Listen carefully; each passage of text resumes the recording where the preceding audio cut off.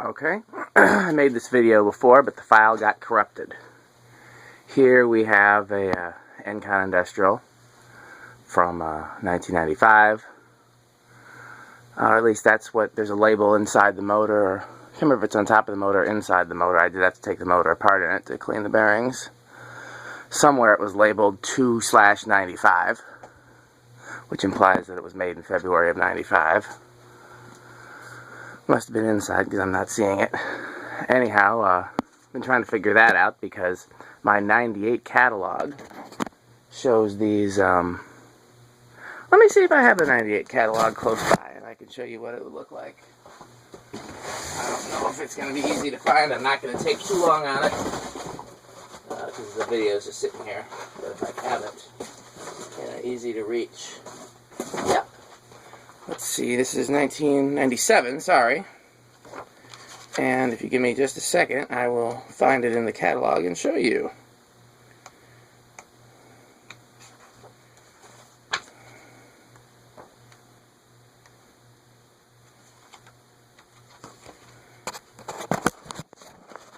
This is a little bit different than I've seen it in some previous catalogs.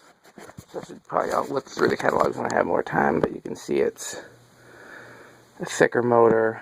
This one has straight blades. I've also seen it with curved blades, belt canopy, etc. Maybe, I'm not sure what catalog that I saw the curved blade one. I know when you got them in the box picture had curved blades. That's neither here nor there. So we were trying to test this out the other day and it seemed to be very slow. And let's power it up. Let's put it on high, power it up, and show you just how slow it is.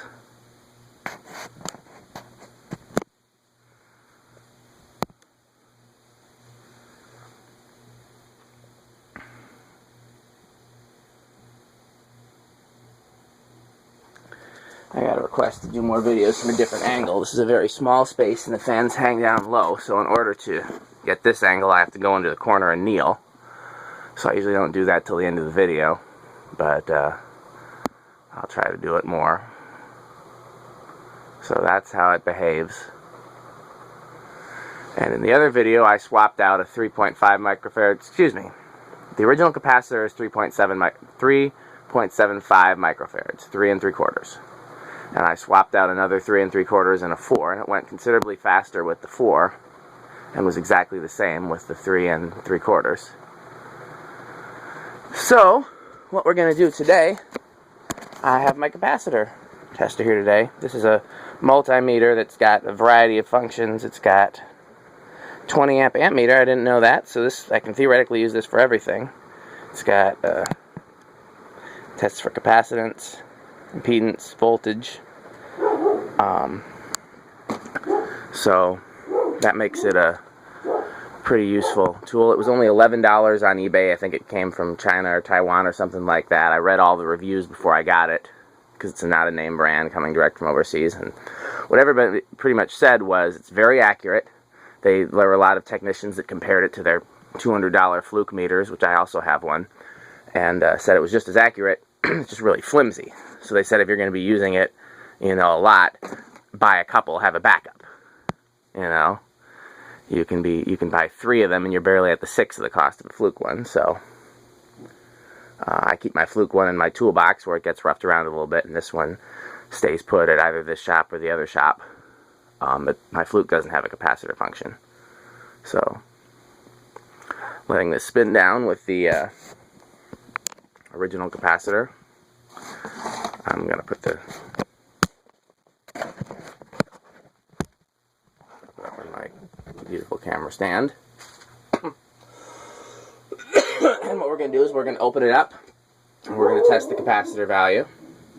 And then when we replace the capacitor this time, we can also test the value of the replacement capacitors before we put them in. Now all it's going to do is test the value. There's other things in a capacitor that can go wrong that wouldn't show up on this tester, like leakage and etc. So just because it tests good doesn't mean it's good, but if it tests bad, then we know it's bad. So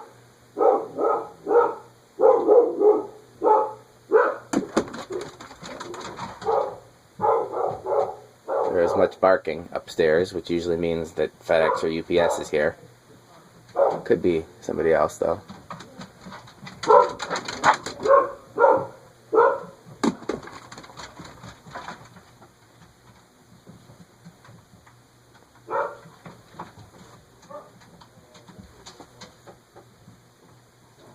So, I guess I did a good job re-greasing the bearings, because it sure is taking its sweet time.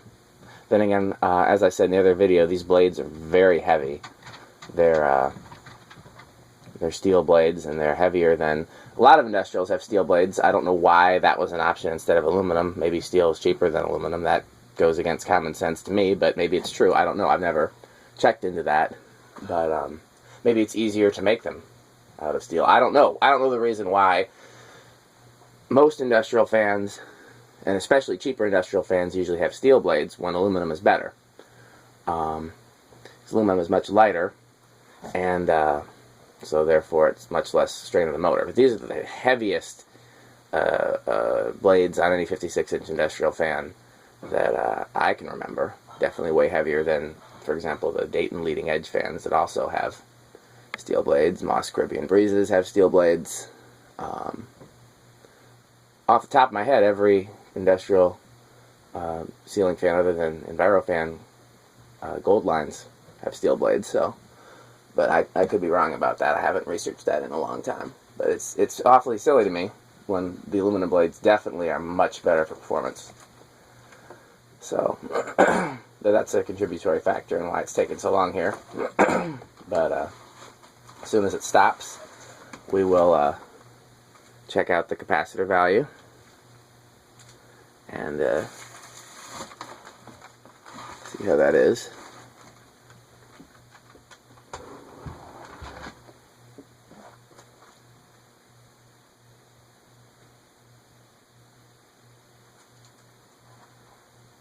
The video that I did where the file got corrupted because I was trying different capacitors to try to fix it. That video ended up being like 35 minutes long, and I'm sure part of the reason it was so long is because it's taken so long. But wouldn't want to deprive everyone. I know people love seeing spin down, so I wouldn't want to deprive anyone of that, even though I'm very tempted just to reach out and stop it with my hands.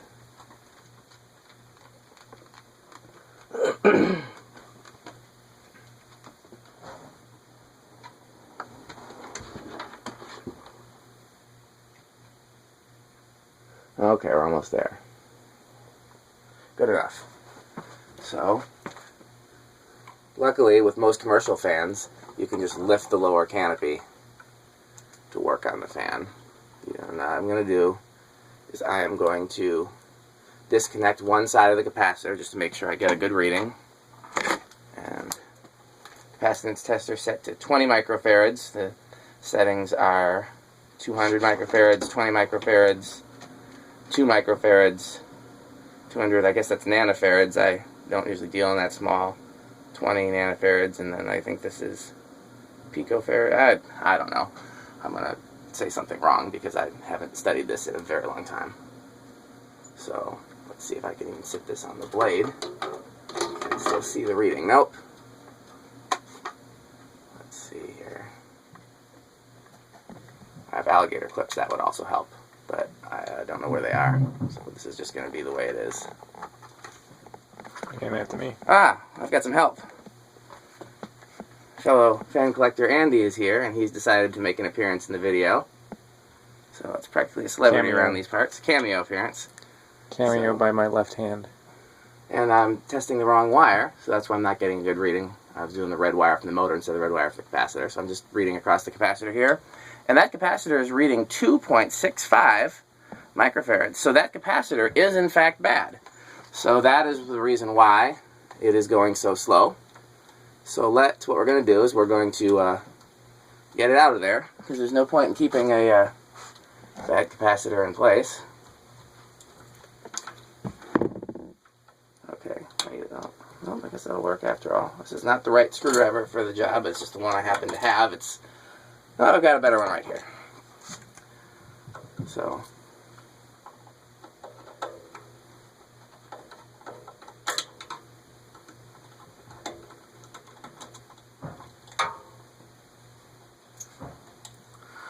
Okay, so this capacitor is bad, because it is supposed to be 3.75, and in fact, it is, I think it was 2.65 something. So what I usually do when a capacitor is bad, rather than just toss it, I just tie the leads together so that I will remember that it's bad.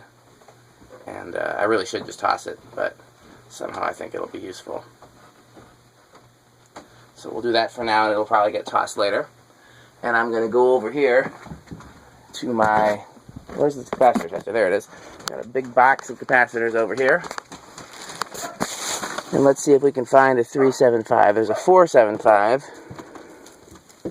Had I known it, there's a 4. We'll set that aside because a 4 is pretty close. Had I known it was going to be bad, I would have looked for one ahead of the video. I was really expecting that it was going to be fine because it seemed, there's another 4. I was really expecting it was going to be, there's another 4. Because if you recall in the other video, when I tested it against, with a spare 375, it performed the same. So it's entirely possible that that 375. Here's a 375. Now now let's check out with the capacitor tester. Do you want to hold the camera there? Andy's a professional, so the camera work is about to get a lot better. I am. Well, you had it effectively tripoded. You can't get better than that. That's true. In my previous video, I showed my high-tech camera stand, which is my cordless drill. Yes. Okay, well this 375 measures at 4. So, I mean, a 4 is a perfectly okay value to put in there, but the reason I'm looking for a 375 is because we tried a 4 before, and I want to see if there's any difference. So, I'm going to look a little bit longer and see if I have there's a 4.5, 4 3/4. If not, we'll just put a 4 in there that measures right, or we'll put the 375 in there that measures 4. There's nothing wrong with that. Here's a 3, because again, that's perfectly within tolerance. You know, that's not at all, you know, bad. It won't hurt anything at all for it to be. I just wanted to try to find one that hit it right on the nose, just because. But I'm going to pull this out. Here's one with the leads tied together. Don't know if it's actually bad or not, but we can measure it. So we're going to, since the leads are tied together, we'll measure it and see. Here's another tons of 4s in here, but not a lot of 375s. 4.5, plenty of 4.5s. This one, 3 on the nose. 3 on the nose. 4 3/4. 9, but in a really small package. Normally, the bigger the value, the bigger the capacitor. Okay, so here's what we're going to do, because I'm not going to spend all day looking for a 375, so this was the one we measured and it was 4, right? If it's the 375, then yes. Okay, before I forget, let's measure this one. This is rated at 5, but the leads are tied, and it measures as 4. So yeah, that's bad. Okay, here's whatever these 4s measures the closest to 375 is the one we'll use. That was 4.9. That's 4.26, so that's not any closer. 4.5. 4 1/4. In my experience, 4.15. This one doesn't have this leads are cut on this one. Okay, so we'll just use the 375. So, in my experience, when a capacitor is going bad, it will drift down, not up. So these that are slightly up, I'm guessing that's just the tolerance from the factory, because I've never encountered that where it's failed and drifted up. Not to say it doesn't happen, but if you see one that's starting to drift down, is in my experience means it's indicative that it's going to be failing soon. And if it's drifted up, or if it was just originally a high tolerance, then you know that's nothing to worry about. But that's just my opinion based on experience. Oops, blade is attacking the photographer. So.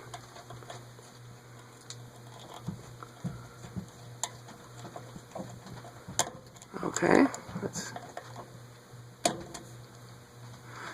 now this capacitor does not have a screw to mount it, so I'm just going to stick it in there and long as there's no reason it needs to be mounted other than that we don't want it to rattle. If it rattles, I will hold it in place with electrical tape, which is my solution to anything that can't be solved with WD-40. But I'm guessing it will be fine. This is not a fan I would put in any sort of intense environment in the first place. This would go in a light commercial setting or maybe somebody's garage, you know. I think I said in the other video I was going to potentially trade this to a guy who has a blender fan and just wants a commercial fan for his shop. Okay, so let's see how it performs.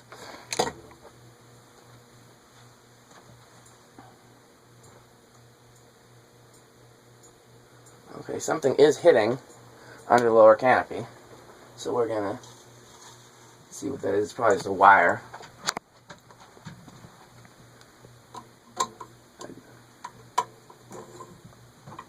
There's a little piece of... you know what? Why not? Let's be professional and bootleg all at the same time. I have a roll of electrical tape in here somewhere. I'm going to fetch that.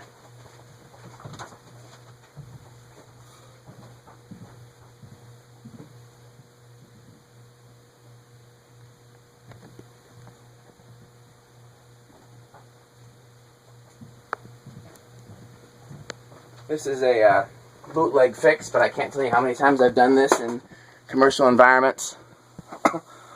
In the canopy or lower canopy, just tape it in place just to hold the wires, keep them from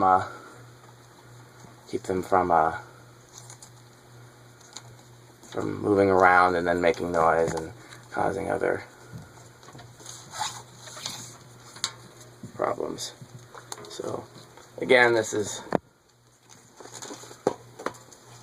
not the most professional fixes, but it is fully approved by me. And certainly can't hurt anything other than making it a little bit more of a pain for the next person to work on. But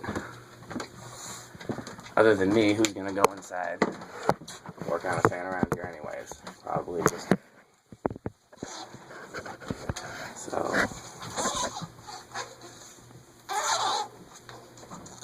and because electrical tape is cheap, and because I'm someone who loves overkill on everything, I used overkill. Let's see if that takes care of the little tick, tick, tick, tick, tick noise.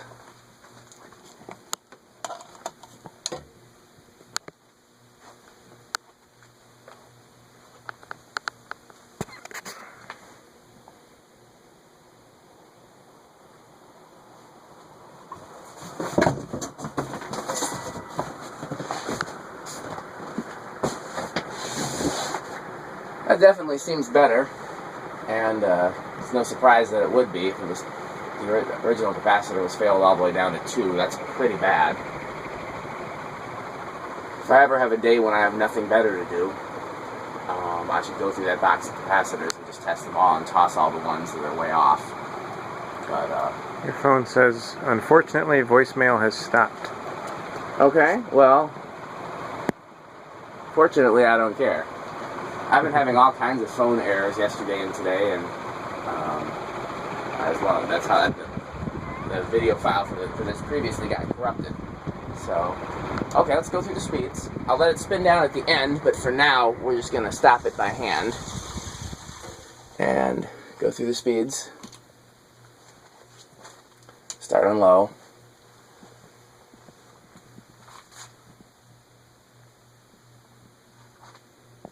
Now, in the previous video, I went through all the speeds with the bad capacitor, and the interesting thing was that you don't need to have me on the camera unless you...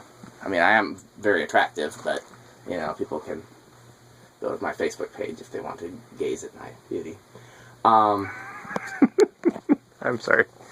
So, in the previous video, the one thing that I noticed was that with the 4-speed control, medium-low, medium-high, and high all were just about the same. And that seems likely that that was because of the failed capacitor, but it'll be interesting to see what the difference is now. That low is definitely considerably faster. Now we have medium-low.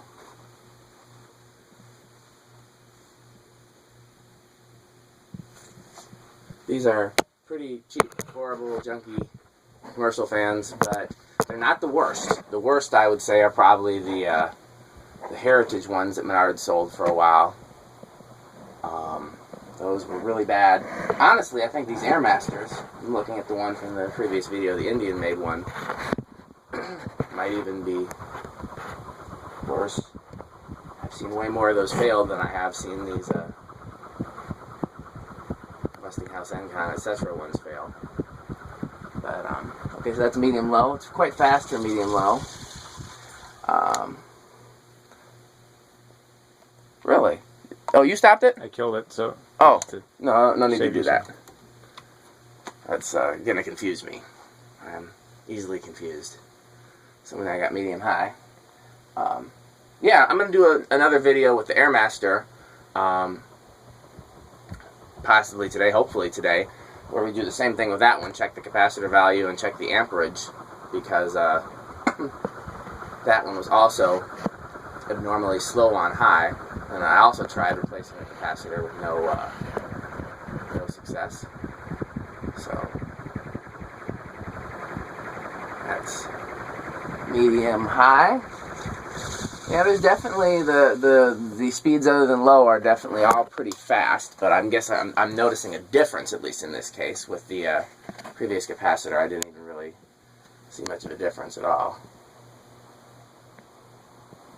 It does take forever to get up to speed.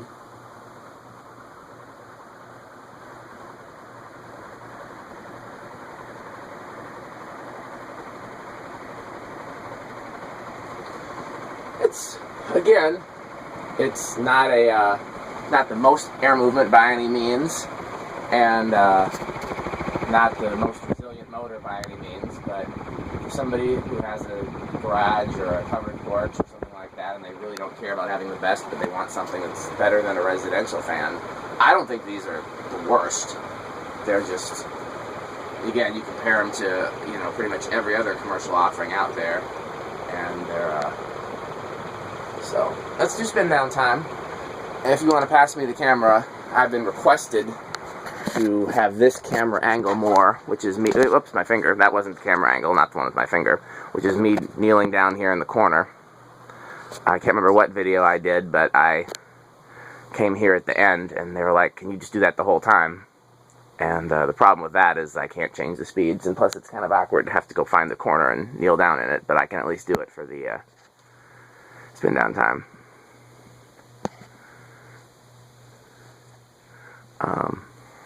For those who don't know Andy, he's got a YouTube channel up where he's got similar videos, although much more professionally done, of a 5-blade, no, 4-blade. Did you do it with both blade options or just the 4? Are you talking about the original? Yes. Just the 4. Yeah, it's a 4 or 5-blade original installed with 4 blades in his dad's garage, and they did a really cool installation, and he took a lot of really cool video footage, and you can find that on his YouTube channel, which is Vespin Vid 2, Vespine, capital VID, numeral 2. That's a language that he made up. So it's just spelling. Yeah. It is means something in his... So this is that Airmaster. That's the Airmaster. Yeah, I did a video of it the other day. It also sucks, but since today I have both the capacitance meter and the amp meter, which turns out are the same thing. I didn't know the multimeter that had the capacitance function also had an amperage function. I knew my other meter did. But since I have those, we can figure out why it sucks. We can figure out if the capacitor has failed, if there's something wrong with the motor, or if it just sucks. We can, obviously, testing the capacitor is obvious. We just did that. If we test it and the capacitor is fine and it draws more amperage than it should, that means that there's a short somewhere in the motor windings, which is not enough to cause the motor to fail, but enough to cause it to run slower. And if it draws the labeled amount of current or slightly less, then nothing is wrong with it, and it just is a sucky Suckington. So, I believe that's made by Hampton Bay. what is? The Hampton Bay Suckington. Yes, that's true. They have the Crappington, the Suckington, and several others that involve curse words. Since I have lots of gospel music on my channel, I try not to curse in my videos. Of course, I'm a good Christian and would never think of cursing. You know that about me, Andy. So, also, I think lots of children watch my videos. Don't swear, kids. Stay in school. Yes. Eat your vegetables.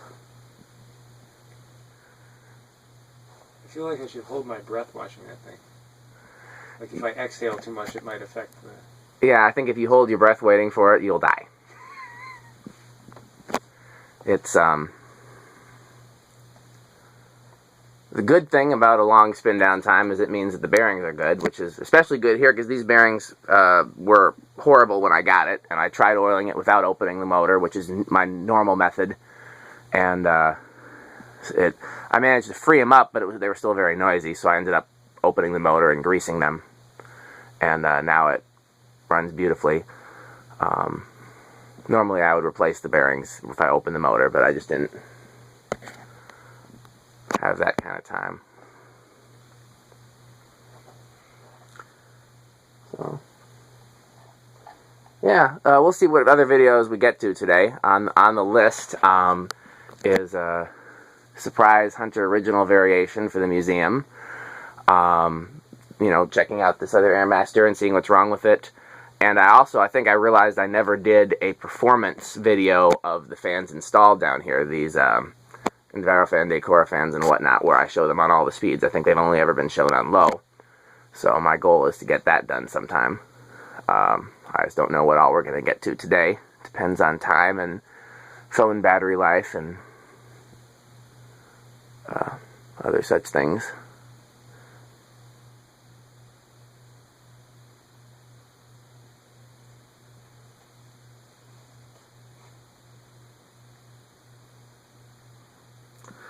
So what do you think? Is it you see all the progress I've made getting stuff cleaned up and put away? It's definitely not I haven't been over on the other side yet. Yeah. So. It's still a work in progress, but it's better than it's been since the museum project started. Less junk over here. Well, less random fan motors, just the 4. Yeah, that's because those are not complete fans. Okay, this video is done. We'll have some more videos for you later. Thanks for watching.